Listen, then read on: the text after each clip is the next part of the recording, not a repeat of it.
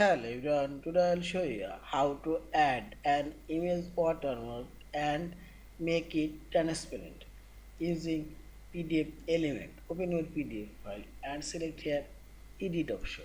Now select watermark option and select here add watermark.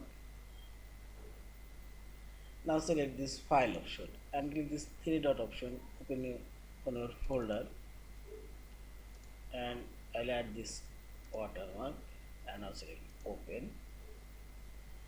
And rotation degree I'll make it 0 and position it on top of this page,